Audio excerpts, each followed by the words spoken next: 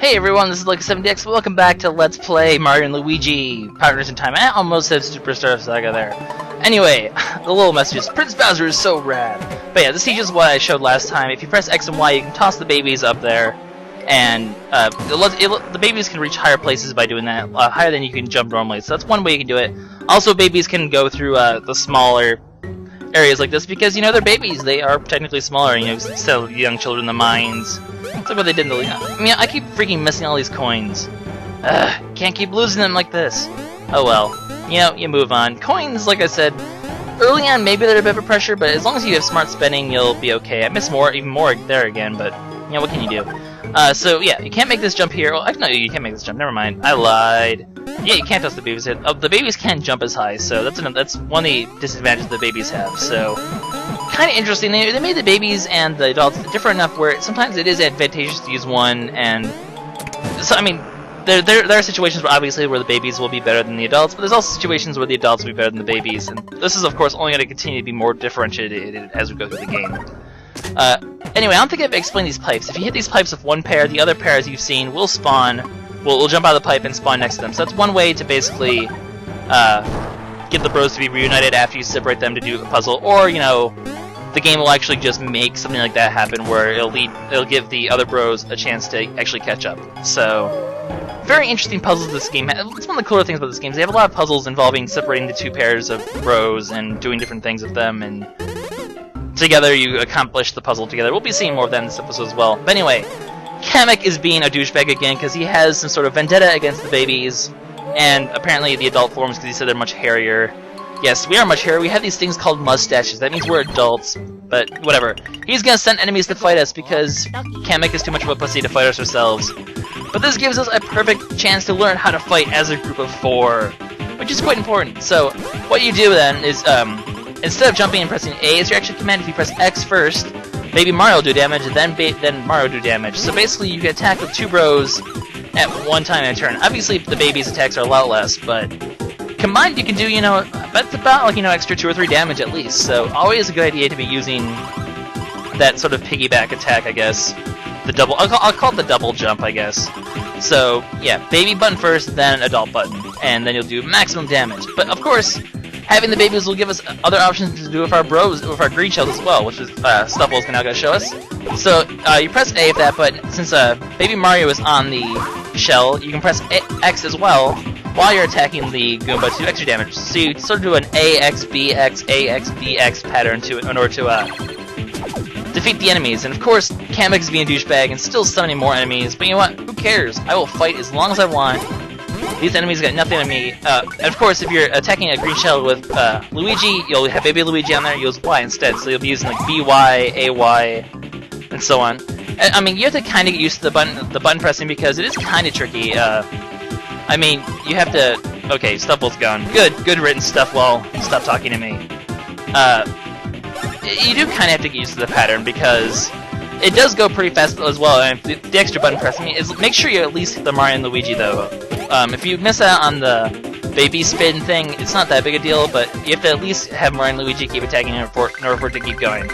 Of course, to do maximum damage, you want the babies to be spinning the shell as well.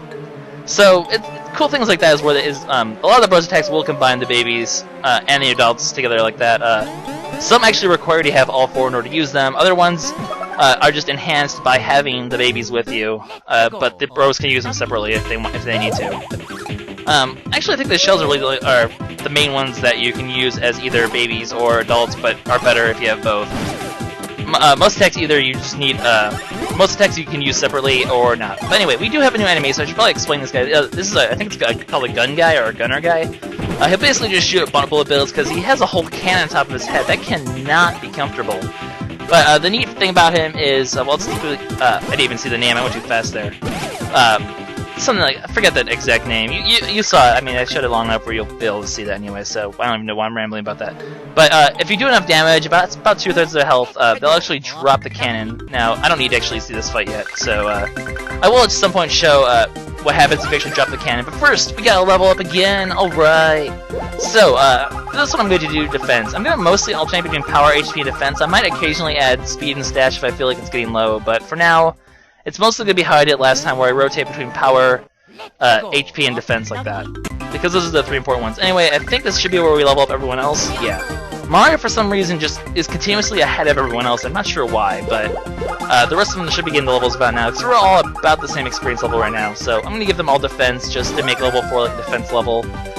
Just because if I give everyone the same power, it'll be much easier to keep track of who I've given what to. Unfortunately, I just cannot, for the life of me, get a better one. But as you can see, I think 4 is being added to the roulette now, too. Yeah, there's some 4s there, too, so if you can hit a 4, that'd be great. But, am I gonna get... Nope. All 1s. Ugh, weak ass defense, but, you know, what can you do? Sometimes the roulette is just a cruel mistress. Anyway, so we're gonna go on to the elevator and continue on into the next part of Bowser's Castle. Many of these areas like this will have pipes that lead, as you can see on the top of the screen, to totally different areas, so... The top screen does not necessarily show the entire layout of a level. If there's pipes up on top, then that usually means that there's there's extra parts of the level to go to.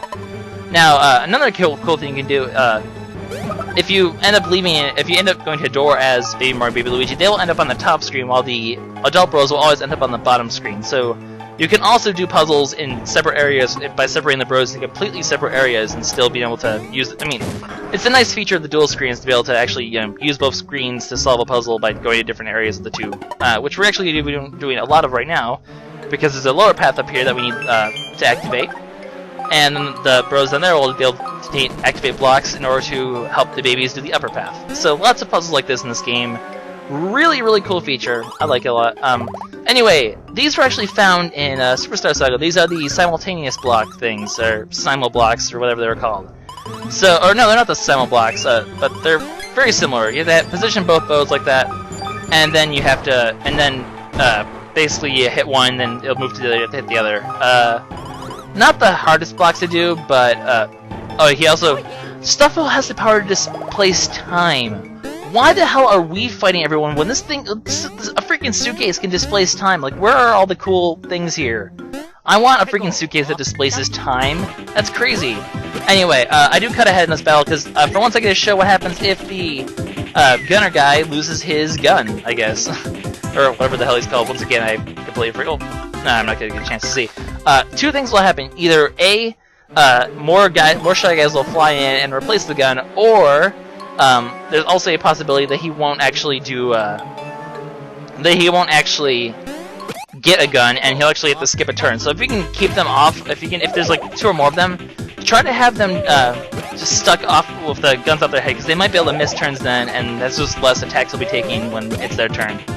Now I do show this battle because I don't want to go too far ahead, and I haven't had a chance to do this yet, so I'm gonna quickly run away. Basically, button mash A and B, or if you're the tots, X and Y.